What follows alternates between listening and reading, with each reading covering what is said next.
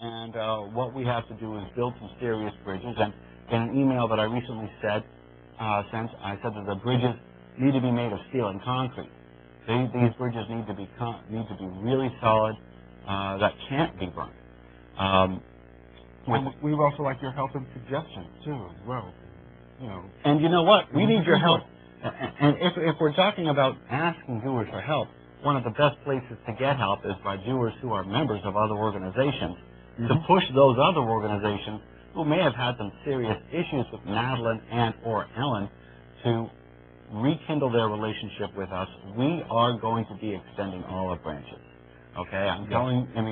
We are going to be offering, we are going to be greeting, we are going to be speaking with the other organizations, and we are going to be soliciting the other organizations with whom we've had bad relations in the past to solidify those relations, work together, segment the market that is the atheist movement, take our respective places in that market, and attack it with vigor. Right, because we can't afford to have divisiveness at this point. No. We can't afford it. It's stupid. We don't have that luxury. It really is stupid for us to be complaining about each other.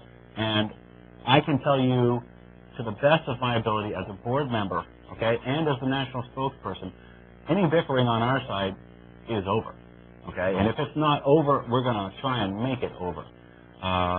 We are looking for cooperation. We are looking for relationships. We are looking for other organizations to say, oh, you know what, Mr. Potential Member, you would really benefit more from your membership in American Atheists. And likewise, we look forward to looking at our membership and saying, hey, you know what, these guys over here, maybe they're more of a social organization than we are. Maybe they're more of a cushy-feely organization than we are. We're much more of a tough-talking organization. That's a market segmentation, and there's nothing wrong with that. And, of course, there is nothing wrong with being members of more than one organization, right, as I am. As I am. Because, I think the important thing, too, is above and beyond American Atheists or even a group, even these, communicating with these other organizations, is the fact that there's a national tide that has to be turned here. We're talking about freedom of expression. We're talking about it to reclaim the Constitution. I think one thing that American Atheists does and some of these other groups do is basically the rights that we're trying to secure are everybody's rights, whether you're an atheist or not. And I think that's that's one of the main responsibilities that this organization has, and that any other organization similar to it. I agree 100%. And one of the things that we've got is a very unique situation here, because the past 8 years have seen the pendulum swing so far to the right. It's been really rough for everybody, okay? The only people who benefit from the merger of church and state are the people who run the church and the people who run the state. Don't forget that, okay? The people who attend church are hurt from the separation of church and state, because all of a sudden their government is telling them what to think.